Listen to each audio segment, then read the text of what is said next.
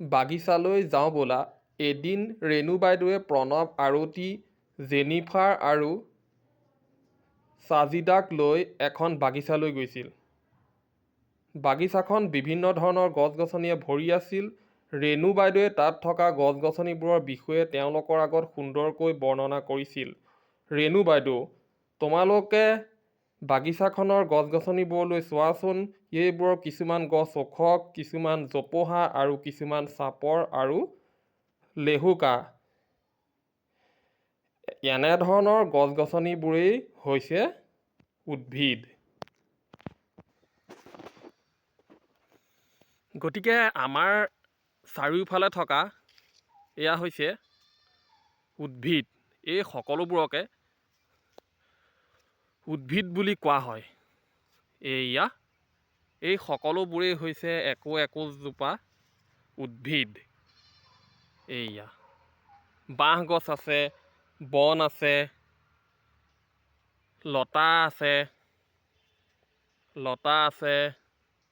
এই সকলোবোৰ উদ্ভিদ আছে।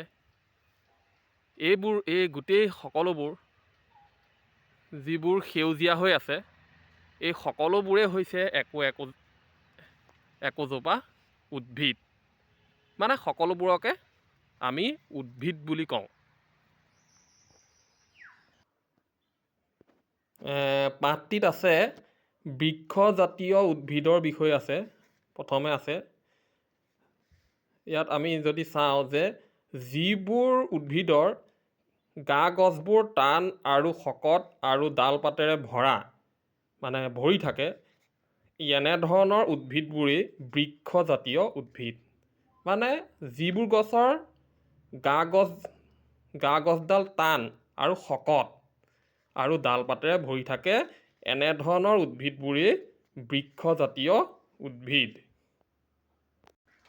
গতিকে এইজোপা গছ যদি আমি চাওঁ, এজোপা বৃক্ষজাতীয় উদ্ভিদ। যিহেতু এই গছজোপাৰ গা গছডাল শকত। এজোপা কঁঠাল গছ। আমি চাওঁ, লক্ষ্য কৰোঁ, এজোপা কঁঠাল গছ। এয়া চাওক, এইয়া কঁঠালৰ ডালপাত দেখিছেনে? গতিকে এনেধৰণৰ যিবোৰ গছ গা গছ শকত, টান, সেই গছবিলাককে বৃক্ষজাতীয় উদ্ভিদ বুলি কোৱা হয়। এইজোপা বৃক্ষজাতীয় উদ্ভিদ, মন কৰক। এইজোপা বৃক্ষজাতীয় উদ্ভিদ।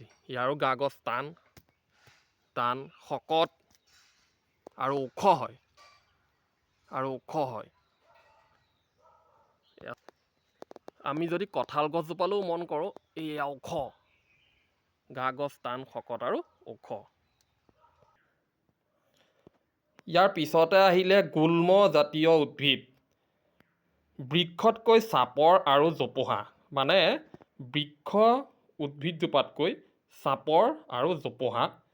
গা গছবোৰ বৃক্ষৰ দৰে শকত নহয়। মানে গা গছডাল বৃক্ষৰ দৰে কিন্তু শকত নহয়। এই গছবোৰেই হৈছে গুল্মজাতীয় উদ্ভিদ। ডালিম, নেমু, জেতুকা আদি গুল্মজাতীয় উদ্ভিদ। গতিকে এজোপা নেমু গছ আৰু ইয়াৰ গা গছডাল বৃক্ষতকৈ সৰু। মানে গা গছ বৃক্ষতকৈ সৰু আৰু জোপোহা হয় আৰু বৃক্ষৰ দৰে ওখ নহয়, জোপোহা হৈ থাকে। এজোপা নেমু গছ। এইজোপা নৰসিংহ গছ। এই নৰসিংহ গছজোপাও গুল্মজাতীয় উদ্ভিদ। এয়া বৃক্ষতকৈ চাপৰ আৰু জোপোহা। এইপিনে গা গছ বৃক্ষতকৈ সৰু। কিছুমান উদ্ভিদ আছে যিবোৰৰ গা গছ লেহুকা হোৱা বাবে এইবোৰে আনৰ সহায় লৈহে বগাই যাব পাৰে। বগাই যাবৰ বাবে এই গছবোৰক বাঁহৰ চাং সাজি দিয়া হয়। পাণ, জালুক, ভেদাইলতা আদি উদ্ভিদবোৰেও আন গছত বগাই যায়। এই উদ্ভিদবোৰেই হৈছে আৰোহী লতা। গতিকে এইজোপা হৈছে জালুকৰ গছ। আমি দেখিছোঁ এয়া হৈছে আৰোহী লতা।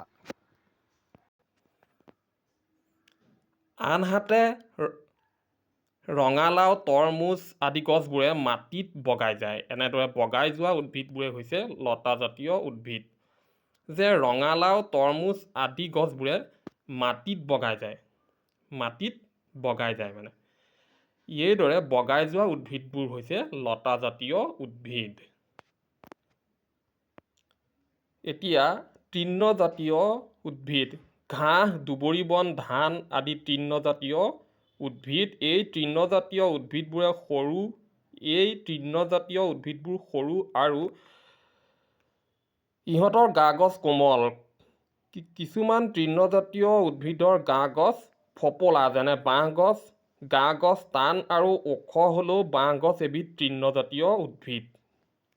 পৃথিৱীৰ আটাইতকৈ ওখ তৃণ হ'ল বাঁহ গছ। এয়া ঘাঁহ বন, এইবোৰ হৈছে তৃণজাতীয় উদ্ভিদ। এয়া হৈছে তৃণজাতীয় উদ্ভিদ আৰু এয়া বাঁহ হৈছে পৃথিৱীৰ আটাইতকৈ ওখ তৃণজাতীয় উদ্ভিদ।